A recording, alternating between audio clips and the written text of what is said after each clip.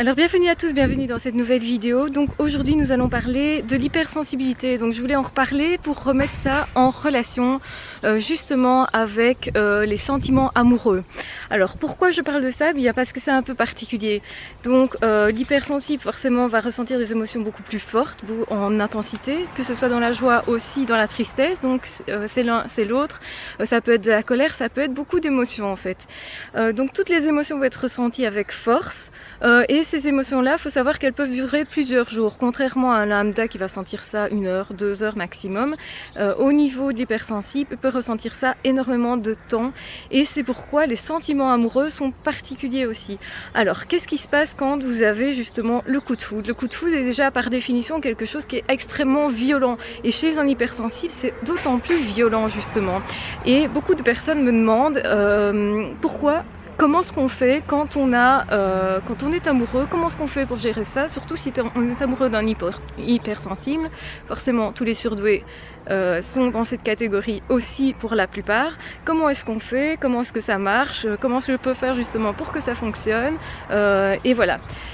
Eh bien, c'est effectivement difficile à expliquer. Je vais dire, la réponse c'est on fait comme on peut. On fait comme on peut parce que pour gérer ses émotions, c'est quasi impossible. On ne sait pas gérer ses émotions comme ça.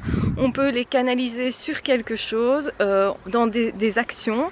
Le mieux évidemment est de ne pas rester bloqué dans une action qui ne se ferait pas justement, donc dans l'inaction, dans l'immobilisme, dans la peur aussi, etc.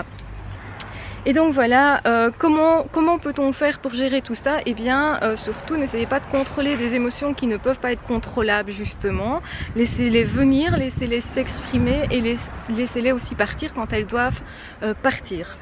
Alors évidemment, le premier élan amoureux est souvent le coup de foudre et on sait tous que le coup de foudre n'est pas vraiment de l'amour, c'est plutôt des émotions intenses qui révèlent, qui poussent à agir et qui sont très très intéressantes dans la mesure justement où elles poussent à agir, elles poussent à la rencontre, elles poussent en fait à ce dépassement de soi qui permet de réaliser des choses fantastiques dans la vie aussi. Et donc moi je vous encourage fortement à faire ce dépassement de soi.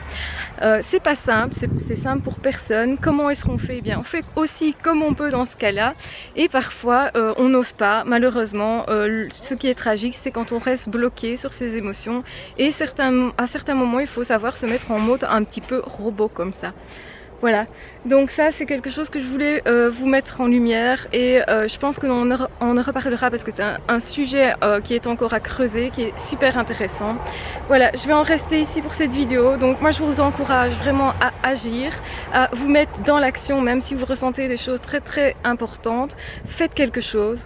Ne cherchez pas quoi faire en fait, surtout faites quelque chose. Souvent les personnes quand elles vous parlent, elles vous disent des bêtises mais vous savez d'instinct que c'est pour établir un contact et on ne tient pas compte nécessairement de ce qui est dit. On peut dire juste salut, on peut juste inviter une personne à prendre un verre sans savoir ce qui va se passer ensuite, on n'est pas obligé de connaître la suite et c'est justement là que l'hypersensible a extrêmement du mal.